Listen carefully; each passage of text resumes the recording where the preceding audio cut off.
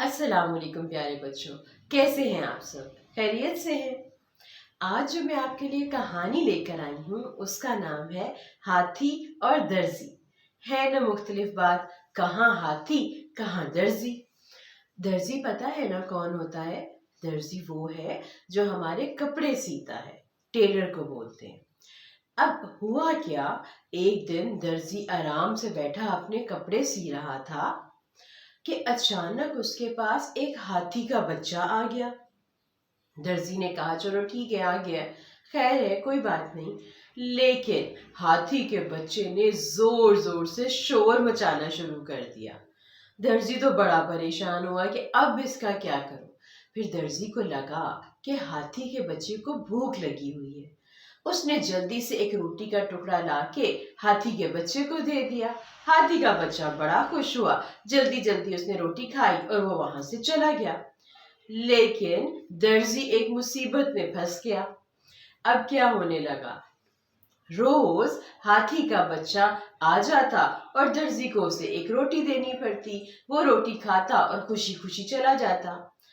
फिर एक दिन अचानक क्या हुआ, हाथी का बच्चा आया तो दर्जी के पास रोटी ही नहीं थी। दर्जी सोचने लगा क्या करूं, कैसे इससे जान छुड़ाऊं।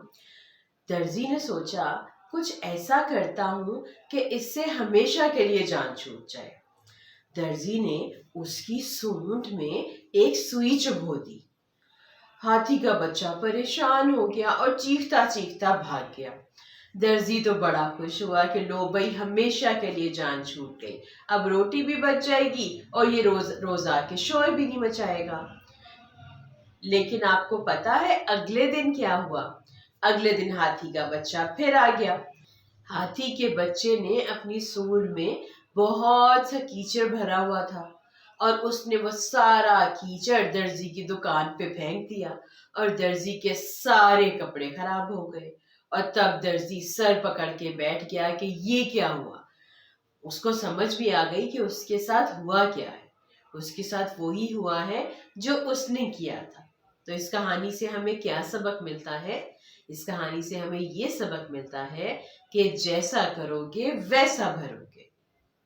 आपको ये कहानी कैसी लगी है मुझे कमेंट में लिख के जरूर बताना है। दोबारा मिलते हैं किसी नई कहानी के साथ। तब तक के लिए अल्लाह हाफिज।